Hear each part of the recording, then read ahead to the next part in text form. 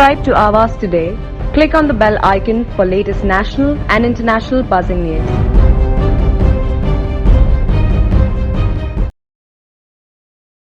क्रेडाई MCAच्या आयोजित Covid warrior कार्यक्रमाला उपस्थित म्हणजे सगळ्यांचा सन्मान आणि नवी मुंबई रत्न पुरस्कार सोहळ्याला उपस्थित विजय नाहटाजी, संजय मुखर्जी, पुलिस आयुक्त बिपिन कुमार सिंह जी, विजय लखानी, मोहम्मद इस्राईल खान, संग्राम पाटील, गणेश देशमुख, देवेंद्र दर्डाजी, बोमन इराणी, शैलेश पुराणिक, सर्व पदाधिकारी MCAच्या कडाईचे आणि ज्यांचा सन्मान झाला ते सर्व सन्मान मूर्ती, कोविड वॉरियर आणि उपस्थित बंधू भगिनी आणि पत्रकार मित्रांनो, आज अतिशय एक वेगळा कार्यक्रम क्रेडाई MCAच्या वतीने आज या ठिकाणी आयोजित केलेला आहे. खरं म्हणजे गेले 2 वर्ष आपण जर मागची आठवली तर आजही काही गोष्टी जर आपण अनुभवल्या तर आजही अंगावर शहारे येतात, अंगावर काटा येतो. कारण त्या परिस्थितीमध्ये आपण पहिल्या लाटेमध्ये त्याचा अनुभव घेतला, दुसरी लाट अनुभवली, तिसरी लाट अनुभवली आपण. आणि त्यावेळेस हा महामारी अशी होती कि कोई भी एक दूसरे को छू नहीं सकता है, पास नहीं जा सकता, अपने भी पराये हो चुके थे, ऐसी बीमारी थी. आणि मग अशा परिस्थितीमध्ये स्वतःचा जीव धोक्यात घालून मग डॉक्टर असतील, नर्सेस असतील आणि पोलीस असतील, सगळेच महापालिका अधिकारी कर्मचारी, हे सगळे जे आहेत हे सगळे त्यावेळेस आपला जीव धोक्यात घालून दुसऱ्याची सेवा करत होते, दुसऱ्याचा जीव वाचवत होते. मला देखील अनेक ठिकाणी जावं लागायचं. पहले तो कुछ लोग तो डर के वजह से उनकी हार्ट अटैक आके भी उनकी मौत हो चुकी है, ऐसे भी कई केसेस हुई है. क्योंकि हॉस्पिटल में सब पीपी किट डाले हुए, कोई किसी को पहचानता नहीं, अपना कुछ नहीं, सगळे संबंधी नाही, आपले नातेवाईक कोणी नाहीत, अशी परिस्थिती त्यावेळची होती. मला आठवतंय की काही लोक मला मेसेज पाठवायचे,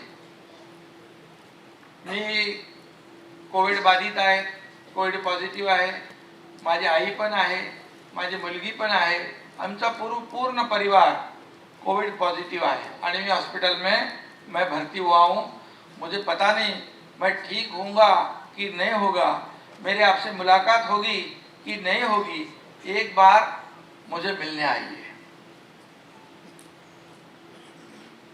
और बड़े बड़े मैसेज आते थे. मैं सोचता था, मैं विचार करायचो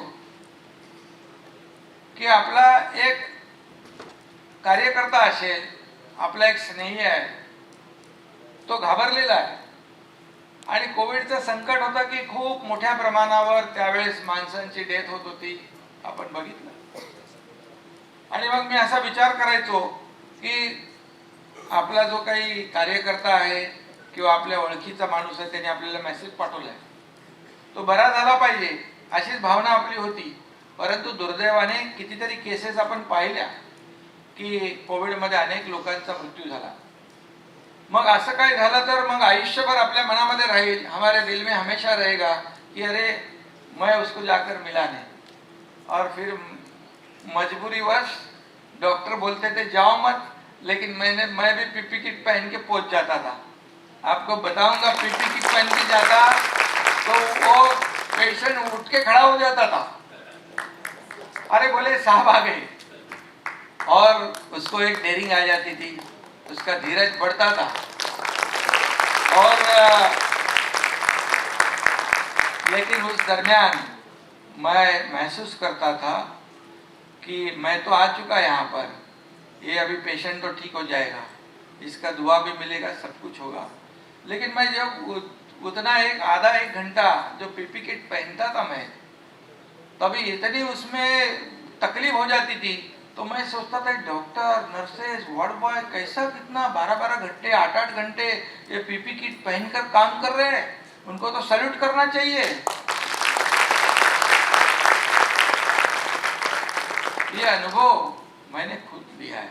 और कई बार मैं गया, कुछ हमारे घर पे सब लोग कार्यकर्ताओं को डांटते थे, अरे क्यों लेके जा रहे हो, क्यों लेके। अभी वो बेचारे लोगों का क्या तकलीफ है, अभी डिसिजन तो मेरा होता है। एकदा असंच आपल्याला मी सांगतो, मी सिव्हिल हॉस्पिटलमध्ये गेलो होतो, ठाणा सिव्हिल हॉस्पिटल। मैं पोर्टा केबिन आणले होते, हॉस्पिटल का बेड फुल हो जाएगा तो उसको केबिन में, एक केबिन में 2 पेशेंट विथ ऑक्सीजन वगैरह सब मैंने वो मंगाए थे। कम से कम 50 केबिन, पोर्टा केबिन, 100 पेशेंट का इंतजाम हो सकता था वहाँ पर। तो मी गेलो तिकडे, सिव्हिल सर्जन बोलले मला की आपल्या हॉस्पिटलचे डॉक्टर आणि स्टाफ 35 लोक कोविड पॉझिटिव्ह आहेत, 35 लोक। आणि बोले आता बाकी लोक घाबरलेले आहेत सगळे, बोले आता आम्ही ट्रीटमेंट करतो, आम्ही जातो घरी, सुट्टीवर जातो। अरे बोले तो हॉस्पिटल बंद हो जाएगी। तो मैं बोला कहाँ पर रखा है, बोले वो बिल्डिंग में है। तो बोले चलो, अरे भाई मत। मैं बोला आप रुको यहाँ पर, सिविल सर्जन को मैं बोला मैं जाता हूँ, आप सेफ रहो, चिंता मत करो, क्योंकि आपकी ज़रूरत है। और मैं वहाँ गया, वहाँ के जो स्टाफ, डॉक्टर सब खुश हो गए एकदम। बोले, मैं बोला आप क्या डरते हो? नहीं नहीं, अभी तो हम लोग, उनको कुछ प्रॉब्लम था उधर, मेरा काम अभी किसी ने बताया कि तुरंत मेरा ऑन द स्पॉट कार्यक्रम रहता है।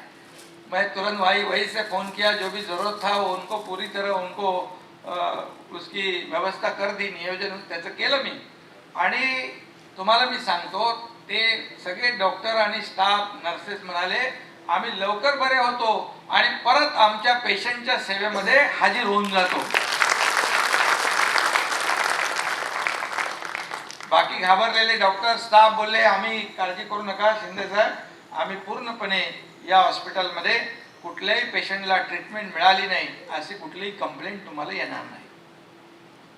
अभी जाने की वजह से ये हो गया ऐसा। कई बार मैं 2-4 जगह 8-10 जगह गया वहाँ पर, लेकिन मेरे को फिर कोविड अभी हो तो सबको होना, किसको छोड़ता है वो। मैं क्या थोड़ी कुछ ऐसा अलर्ट बनाया मेरा बॉडी, तो कोविड एक बार हो गया मेरे को, दूसरी बार भी हो गया था। मैं बोला भाई तीसरी बार नहीं होना चाहिए, नहीं तो गड़बड़ हो सकती है, 2 बार बच गए हैं। लेकिन आप सभी लोगों की दुआ, आशीर्वाद है, पब्लिक का आशीर्वाद है, तो उसमें से सही सलामत बाहर आ गया। लेकिन अनुभव जो मैंने किया है, ये अनुभव बहुत ही खतरनाक था। और इस दरम्यान या सगळ्या कोविड पिरियडमध्ये क्रेडाई एमसीचे बोमन जे है यहाँ पर, विजय भाई है, और सभी लोगों ने, क्रेडाई एमसीच्या या सर्व मंडळींनी खूब मदद केली। ठाणा में अभी जिधर हमारा 1100 बेड का हॉस्पिटल था, उसके मालिक तो यही बैठे हैं, ये बोमन जी। बोले, मैं बोला अभी ये अपने को 1100 बेड का हॉस्पिटल करना है, ग्लोबल हॉस्पिटल। अरे बोले अभी इधर तो अपन दूसरा कुछ करने वाले। अरे बोले दूसरा बाद में करेंगे, पहले अपने को इसकी जरूरत है। तो आप यकीन नहीं मानोगे, 22 दिन में 1100 बेड का हॉस्पिटल खड़ा हो गया।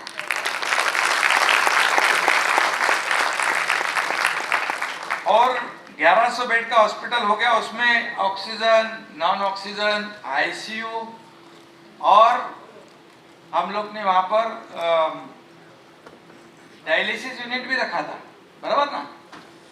और मैं खुद डेली जाता था वहां पर, कितना काम हो गया, क्रेडाई एमसीएच सब लोग थे, और एक भी पैसा कॉर्पोरेशन का नहीं लिया। मैंने एलएनटी, ये हमारे एमएमआरडीए, हमारे जो भी लोग हैं, और क्रेडाई एमसीएच ने सपोर्ट किया, और पूरी तरह वो विथ आईसीयू 22 दिन में ये हॉस्पिटल शुरू हो गया। एक बार मुझे याद है, हमारे उस वक्त अपने अजय मेहता हमारे चीफ सेक्रेटरी थे, वो राउंड में आए थे ठाणा कॉर्पोरेशन विजिट करने के लिए। मुझे बताया उन्होंने कि मैं जरा हॉस्पिटल, वो आपका ग्लोबल हॉस्पिटल विजिट करता हूँ। बोले बिल्कुल जाइए और जाके देखिए। वो जाके देखने के बाद, जब देखने के बाद गाड़ी में बैठे तो मुझे फोन किया, बोले शिंदे साहेब, हे हॉस्पिटल असं तुम्ही बनवलेलं आहे, हे 22 दिवसात 25 दिवसात झालंय असं कोणी विश्वास ठेवू शकत नाही।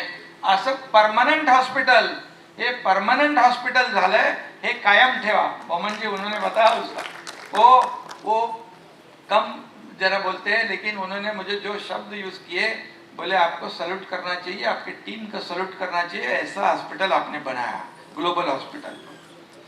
तो ये सब उस दरमियान जो काम हुआ है उसमें क्रेडाई एमसीएचआई सभी लोगों ने पूरा सहयोग किया, तन मन धन सभी तरह से आप लोगों ने इसमें सहयोग किया है। ये कभी भी भूला नहीं जा सकता है। कभी कितनी बार तो यहाँ पर हमारे बांगर नहीं है, उनकी सब टीम यहाँ पर बैठी है, ढोले मैडम है, काकड़े जी है, सब लोग हैं, और पनवेल के इधर देशमुख बैठे हैं। और एक बार तो ऑक्सीजन खत्म हो गया रात को, बोले ग्लोबल में आप उस वक्त थे ना, बराबर 450 से 500 पेशेंट थे अपने पास। हाँ 657 पेशेंट थे, और ऑक्सीजन कितने घंटे में खत्म होने लगा? 3 घंटे में खत्म होगा। अभी कहाँ से लाएंगे? और 600 650 पेशेंट को शिफ्ट करना ये थोड़ी आसान बात नहीं। फिर मैं तो जागता था, मैं 24/7 मेरा कार्यक्रम चालू था, ये मोबाइल चालू था। और फिर मैंने लिंडे में एक गाड़ी भर रही थी, वो गाड़ी को मैंने पुलिस को, तहसीलदार को बोल के बोले यहाँ घुमा दो, और नांदेड़ जा रही थी गाड़ी, नांदेड़। और सुबह बहुत बड़ा बवाल हो गया, बोले पालक मंत्री ने हमारा ऑक्सीजन लेके भगा दिया। लेकिन अगर नहीं करता मैं, मग काय परिस्थिती झाली असती? एवढा मोठी दुर्घटना त्या ठिकाणी घडली असती आणि खूप मोठ्या प्रमाणावर जीवितहानी झाली असती। असे काही घटनाएं आहेत, कितीतरी अशा घटना आहेत, आणि मी खऱ्या अर्थाने खूप आज मनापासून क्रेडाई एमसीएचला धन्यवाद देतो, आपलं अभिनंदन करतो। कोई बोला अभी खाली बिल्डिंग बनाना, पैसे कमाना, घर बेचना, इतना ही काम आप लोग नहीं करते। हर सोशल एक्टिविटीज में, जैसे दर्रा जी इतने बड़े पैमाने पर 60-70 हजार बोतल ब्लड की कलेक्शन करना, ये मामूली बात नहीं है, ये मामूली बात नहीं है। और उस वक्त हम लोग ने, जब भी मुख्यमंत्री जी ने कहा कि अभी ब्लड का शॉर्टेज है, तो थाना में भी हम लोग ने 2 दिन में 11,500 बोतल ब्लड डोनर वहाँ आए और ब्लड डोनेट किया। 11,500 एक बहुत बड़ी किस्से है। लेकिन सगळ्यांनाच मी मनापासून धन्यवाद देतो। आज ज्यांना पुरस्कार मिळालेला आहे, ज्यांचा सन्मान झाला आहे त्यांचा, आणि त्या टायमाला जे त्यावेळेस काम केलं आपण सगळ्यांनी, आणि म्हणूनच लोकांचा जीव वाचलेला आहे, आणि लोकांचा दुआ देखील आपल्याला मिळाला है। आज नवी मुंबई रत्न यहाँ बैठे हैं सर, आप सब लोग ने, पुलिस ने कितना काम किया है। पुलिस पॉजिटिव हो गए, कई लोगों की डेथ हो गई। मुझे याद है कि मुंब्रा के कड़ इंस्पेक्टर थे, कड़, अभी वहाँ जब भी फंसालकर अपने थाना के सीपी थे, और उनको वहाँ पर 7 हिल हॉस्पिटल में भेजा। मेरे को फंसालकर साहब बोले, अरे मेरा इंस्पेक्टर है, देखो ध्यान रखो। फिर मैं Mumbai police commissioner, Mumbai corporation commissioner Chahal और काकानी और वहाँ के डॉक्टर लोगों से डेली बात करता था, और वो बहुत उसकी क्रिटिकल कंडीशन थी, लेकिन उसको ठीक कर दिया। बोले बहुत डेली का उनको मैं टेंशन देता था, लेकिन वो कड़ अच्छा हो गया। लेकिन कई लोगों की इसमें दुर्भाग्य से डेथ भी हो गई है। पुलिस लोगों ने बहुत काम किया। पुलिस लोगों ने तो नाकाबंदी भी किया लॉकडाउन की वजह से। बाद में किसी को अपनी पुलिस जो लेडी पुलिस है, उन्होंने खाना भी बनाया और बांटा भी लोगों को। शुरुआत में तो बहुत तकलीफ थी, बाद में तो ये कम्युनिटी किचन विचन बाद में हो गया। पहले किधर हो गया? पहले तो शुरुआत में सब लोग अपने अपने एनजीओ सब लोग हेल्प कर रहे थे। मैंने भी तभी जब ये शुरुआत था अपना एपीएमसी मार्केट, मैंने पूरा 10-12 गोडाउन पूरा भर दिया। मैं बोला जल्दी खाली करो, बाद में कभी बंद हो गया पता नहीं। मैं अपना काम किचन ये भंडारा चालू रहना मांगता है। और आपको बताऊंगा मैं कि शुरुआत में 1300 लोगों का पार्सल खाना बनता था। वो शुरुआत में 1300 से लेके 70,000 लोगों का खाना डेली बनता। बोले कम नहीं होना चाहिए। और कितने लोग थे? अकेला मैं नहीं था, अकेला कैसे पूरा पड़ेगा? पूरे सब लोग एनजीओ, आप जैसे क्रेडाई, एमसीएचआई, कितने एनजीओ है, कितने लोगों का हम लोग ने यहाँ सम्मान किया है। सब लोग वहाँ पर आगे आए थे। सब लोग सोच रहे थे हम लोग किसी न किसी खाली, लेकिन क्या है थोड़ा ये डर के काम करना पड़ता था कि ये बीमारी ऐसी थी। लेकिन आपको बताऊंगा कि कई कार्यकर्ता, हमारे शाखा प्रमुख, कई नगर सेवक, कई विभाग प्रमुख, हमारा एक्स मेयर था हमारा राजेंद्र देवड़ेकर, कल्याण डुंगरी, ये कई लोग मदद करते करते ये कोविड पॉजिटिव हो गए, कई ठीक हो गए, लेकिन कई लोगों की डेथ हो गई। वो हमारे में नहीं रहे। लेकिन हम लोग के कार्यकर्ता लोगों ने बहुत ही एकदम जान जोखिम में डाल के काम की। जैसे यहाँ पर जिनका सम्मान हुआ है उनको, वो सब लोगों ने बहुत काफ़ी मेहनत की है और इसीलिए यहाँ पर आज आपका सम्मान हुआ है। क्रेडाई एमसीएचआई खाली पैसे नहीं कमाती है, खाली बिल्डिंग बांधती नहीं, खाली घर बेचती नहीं, तो ऐसे सोशल एक्टिविटीज जो काम करते हैं उसको भी हेल्प करती है। और मैं हमेशा कहता हूँ ये रियल इस्टेट जो है, इसको जैसे कोविड पॉजिटिव को ऑक्सीजन की जरूरत थी, तभी ये सेक्टर को भी ऑक्सीजन की जरूरत थी, बराबर है ना? और उस वक्त क्योंकि real estate is the second largest employment provider after agriculture. ये कितने लोगों को रोजगार देता है? More than 200 allied industries are dependent on real estate. ये भी बहुत मतलब 150-200 कितने 150-200 बराबर है ना? 250 50 बढ़ गया 260, इधर से 10 बढ़ गया। तो 260-250 छोटी मोटी इंडस्ट्री इसके ऊपर डिपेंड करती है और लाखों लोगों को रोजगार ये इंडस्ट्री देती है। और इसलिए हम लोग ने सोचा कि इंडस्ट्री मरी, अभी ऑक्सीजन नहीं दिया तो साफ हो जाएगी, बाद में मरने के बाद पानी पिलाने से क्या फायदा। तो हम लोग ने डिसीजन लिया, मुख्यमंत्री जी से हम लोग ने कहा कि अभी इनको कुछ रिलैक्सेशन, सहूलियत, डिस्काउंट, स्टैम्प ड्यूटी प्रीमियम में दिया, स्टैम्प ड्यूटी में दिया, इंस्टॉलमेंट में पैसे भरने की सहूलियत दे दी। फिर बाद में एक ही साथ पैसे भरने थे, वो सीसी से लेके ओसी तक भरने की भी सहूलियत दी, बराबर है ना? बराबर ना? तो ये कई आप लोगों को यहाँ पर जो आपकी रियल इस्टेट जो है ये रिवाइव होने के लिए हम लोग ने काफ़ी, गवर्नमेंट ने भी हेल्प की है। नहीं, हमारी जिम्मेदारी भी है, क्योंकि मैंने कहा कि इतने बड़े पैमाने पे आप लोग रोजगार देते हो, कितनी छोटी बड़ी इंडस्ट्री डिपेंड करती है, उसमें से क्या है। और जीडीपी भी अपना, उसमें भी आपका योगदान बड़ा है ना? हाँ, 9% जीडीपी है। मतलब ऐसे इंडस्ट्री को हम लोग छोड़ नहीं सकते। कई लोगों ने कहा फिर और इंडस्ट्री आएगी हमारे पास, सहूलियत मांगेगी। मतलब कौन सी आएगी? अभी ये रियल इस्टेट सेक्टर पे ही स्टील है, सीमेंट है, क्या क्या है, फर्नीचर है, अमका है, डमका है, तो सब लोग को तो मिलेगा ही ना फायदा। कई लोगों ने कहा कि एकनाथ शिंदे तो ये बिल्डर लोगों को सपोर्ट कर रहा है। मैं बोला देखो अभी नहीं करेंगे तो मरेंगे। और उसमें से ये सपोर्ट करने की वजह से कितीतरी लोकांनी घर खरेदी केली। मेरे ख्याल से जब कोविड में जितना ट्रांजैक्शन हुआ वो पिछले 8-10 साल में नहीं हुआ था, ये बराबर ना? और सरकार ने कहा, मुख्यमंत्री जी ने, कि भाई देखो स्टैम्प ड्यूटी सहूलियत आपको देते हैं, तो जो घर खरीदी करता है, जो एंड यूजर है, हमारा कस्टमर है, उसको आप माफ करो। वो भी आप लोगों ने किया ताकि बड़े नंबर्स पे लोगों ने घर परचेस किए और रेवेन्यू भी मिल गया, कारपोरेशन को भी मिला, गवर्नमेंट को भी मिला और आप लोग भी बच गए, सब लोग। बराबर ना? तो ये सब एक गिव एंड टेक का मामला है। आप हेल्प करो तो हम लोग करेंगे, हम लोग करेंगे, आप करो।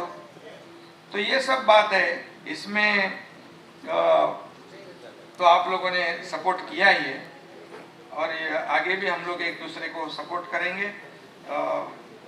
नवी मुंबई महापालिका कमिश्नर, उन्होंने भी बहुत काम अच्छा किया यहाँ पर।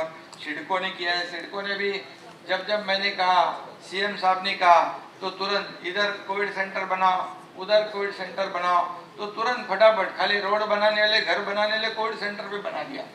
MMRDA ने पहला BKC में 2 कोविड सेंटर बनाए। जैसे सीएम साहब ने बोला कि एक कोविड सेंटर बनाओ, तुरंत बना दिया। तो ये सब पूरी यंत्रणा जो है ये काम कर रही थी। अभी कुछ यहाँ पर डिमांड, जैसे नाटा साहब ने बोला है कि नवी मुंबई में देखिए अभी मेट्रो का भी अपना स्टार्ट हो जाएगा नवी मुंबई का। हम दूसरा MTHL का जो ब्रिज है, डायरेक्ट मुंबई कोस्टल से लेके डायरेक्ट नवी मुंबई में लैंड हो गई। कितने मिनट में? 20-25 मिनिटामध्ये, 22 मिनिटामध्ये 22 मिनिटामध्ये मुंबई कोस्टलचा म्हणजे वरळीतला माणूस डायरेक्ट नव्या मुंबईमध्ये 22 मिनिटामध्ये ना, ज्याला 1.5-2 घंटे तक लगते थे। ये फायदा भी होगा MTHL का जो है। और बाकी jetty, golf course, football ground, international airport तो हो रहा है अभी, सब एक दूसरे यहाँ डेवलपमेंट हम लोग कर रहे हैं और नवी मुंबई आगे बढ़ेगी। और ये कुछ आप लोगों की दिक्कतें हैं अभी, मेरे ख्याल से हम लोग ने आता आपण निर्णय पण घेतले ना यांचा नवी मुंबई के लिए। जो नैना का प्रॉब्लम था, सिडको में कुछ प्रॉब्लम थे, तो एयरपोर्ट अथॉरिटी जो हाइट रेस्ट्रिक्ट किया है उसको, उसमें भी अपन हेल्प कर रहे हैं। सेंट्रल गवर्नमेंट को हम लोग ने लेटर भेजा है, उसका भी काम सुरू है। UDCPR प्रमाणे पार्किंगचं जे आहे, हायकोर्टामध्ये ॲफिडेविट केलेलं आहे पार्किंगसाठी। ते ॲफिडेविट पण आपण कसं त्याच्यामधून मार्ग काढायचा तेही आपण बघतोय। पार्किंगचा मोठा विषय आपला आहे, तो करू। सिडको, आप संजय जी लेट फी कुछ ज्यादा कर रहे क्या आप? लेट फी सिडको का? हाँ, मतलब वो आपको भी, अपना भी तकलीफ है, उनको थोड़ा सा दूर करना पड़ेगा। बराबर ना, करेंगे अपन। तो CRZ का जो पूरा CRZ ची सर्व प्रकरणं जी आहेत ती देखील आपण MCZ मध्ये, MCZM ते तुम्ही आहे ना तिकडे, त्याला आपल्याला त्यांचाच पण मार्ग काढायचा। हा, पेंडिंग जे काय आहे तेही आपण करूया आणि खऱ्या अर्थाने जे काही प्रॉब्लेम आहे ते आपण बसून आणखी सोडवूया। कारण रिअल इस्टेट जे आहे, रिअल इस्टेट सेक्टर म्हणजे क्रेडाई MCH आहे, यांना ज्या काही अडचणी आहेत ते आपण नक्की दूर करू। म्हणजे ठाणे, नवी मुंबई, MMR सगळ्या या क्षेत्रामध्ये, कारण मोठ्या प्रमाणावर एक डेव्हलपमेंट होती आहे, मेट्रो येते आहे। मेट्रो मुंबई MMR पूरा मेट्रो 337 किलोमीटर, 337 किलोमीटर का मेट्रो का नेटवर्क है। बहुत फायदा हो जाएगा। बड़े रोड कर रहे हैं हम लोग, फ्लाईओवर कर रहे हैं। ट्रैफिक कंजेशन जो है उसको डीकंजेस्ट करने के लिए कई हम लोग एक मुंबई से लेके थाना, मोमन जी, जो फ्रीवे है, फ्रीवे जहाँ बंद हो गया है वहाँ से शुरू करेंगे। डायरेक्ट थाना से लेके वो मीरा भाईंदर का जो बड़ा फाउंटेन का ब्रिज बन रहा है नेशनल हाईवे का, उसको एलिवेटेड करके हम लोग जोड़ रहे हैं वहाँ पर, उसमें फायदा हो जाएगा। नवी मुंबई आणि मेट्रो, आपल्या त्या मेट्रोला पण जोडणार ना आपण। आपल्या नव्या मुंबईमध्ये पण आपण खूप मोठ्या प्रमाणावर प्रोजेक्ट करतोय। एअरपोर्टचं पण काम सुरू आहे आणि खऱ्या अर्थाने आपण डेव्हलपमेंटच्या बाबतीमध्ये खूप आपल्याला शासन, महापालिका या स्तरावर खूप आपल्याला काम करायचं आहे। म्हणून मी पुन्हा एकदा आपल्या सगळ्यांना मनापासून धन्यवाद या ठिकाणी देतो. कारण तुम्ही जे आहेत की शहरं सुंदर असतात आणि तुम्ही ती सुंदर बनवता, म्हणजे डेव्हलपर लोक, बरोबर ना. डेव्हलपर जे आहेत, आता मी नेहमी सांगतो की 10 बिल्डिंगच्या मागे 1-2 बिल्डिंग तरी एक चांगल्या आयकॉनिक बिल्डिंग ज्या झाल्या पाहिजेत आणि अफोर्डेबल बिल्डिंग देखील, परवडणारी घरं पण आपल्याला लोकांना दिली पाहिजे. मोठी घरं जी आहेत तीही आपण बनवा, परंतु परवडणारी घरं देखील, अफोर्डेबल हाऊसिंग देखील आपल्याला बनवण्याची आवश्यकता आहे. आणि म्हणून मी तुम्हाला पुन्हा एकदा खूप खूप क्रेडाई MCHला मनापासून या ठिकाणी धन्यवाद देतो. मीडिया को बोला ना मैं पहले, मीडिया तो साथ में ही था. मीडिया वाले तो कितने लोगों को मैंने भर्ती किया है कोविड हॉस्पिटल में, कितने लोग कोविड पॉजिटिव हो गए, उनके लिए कैंप भी लगाया मैंने. और रेमडेसिविर, ये कितने लोग हैं, उनको फोन मेरे को ही आता था, चलो किधर बेड नहीं मिला तो मैं बराबर मीडिया के लिए स्पेशल रखा था, क्योंकि वो उनका काम है डायरेक्ट कोविड में घुस के काम करते थे, क्योंकि उनको न्यूज तो चाहिए. उन्होंने भी बहुत बड़ा, त्यांचं पण योगदान खूप मोठा है. रेमडेसिविर का तो बहुत बड़ा बोलबाला हो गया था. रेमडेसिविर, अरे पहले ही जाके 7 रेमडेसिविर लिख के देते थे, और लिख के नहीं दिया तो उसका पेशेंट का रिलेटिव बोलता था लिख के दो. रेमडेसिविर सब जगह, जैसे संजीवनी बूटी हो गया था रेमडेसिविर. मुझे भी ठोक दिया 7, वो VIP सिंड्रोम, बोले ठोक दो. अरे बाद में उसका क्या होता है पता नहीं, साइड इफेक्ट, लेकिन लगा दिया. तो इतना रेमडेसिविर, लेकिन रेमडेसिविर के बारे में मैं जहाँ से मेरे को रेमडेसिविर मिला वहाँ से मैंने कलेक्ट किया, और अपने खाली मुंबई, ठाणे, MMR में नहीं, पूरे अपने राज्य भर में जहाँ से रिक्वेस्ट आई, मैं तो बताऊँ स्टेट के बाहर भी मैंने रेमडेसिविर दिया. जहाँ हमारे यहाँ के रिलेटिव थे, उनके रिलेटिव को वहाँ जरूरत थी. किधर भी कई लोग तो बोले कहाँ से लाया भाई, तुमको क्या करने का है, मैं थोड़ी बेच रहा हूँ, बिकट ले रहा हूँ, फुकट बांट रहा हूँ. ऐसा मेरा कारोबार था, क्योंकि कोई कल एलिगेशन नहीं लगे. बोले शिवसेना शाखा में मिल रहे, बोले हमारे कार्यालय में, हमारे पार्टी ऑफिस में भी भेज दो बोलते. अभी नाम नहीं लेता मैं. ऐसे क्या है, उस वक्त हमको वो देना जरूरी था. अगर नहीं देते और पेशेंट को कुछ होता तो निमित्त हो जाता था. रेमडेसिविर नहीं मिला और हमारा पेशेंट एक्सपायर्ड हो गया. ऐसे परिस्थिति में हम लोग आगे आए और आज उनका सबका सम्मान हो रहा है. ये बहुत बड़ी उपलब्धि है और सभी लोगों को इसकी खुशी है कि क्रेडाई MCH हमेशा कुछ भी है, ऐसी आपदा आती है, कोई भी संकट आता है तो आगे बढ़ जाती है और हेल्प करती है एक दूसरे को. ये बहुत बड़ी उपलब्धि है. इसलिए मैं फिर एक बार क्रेडाई MCH को उनका अभिनंदन करता हूँ.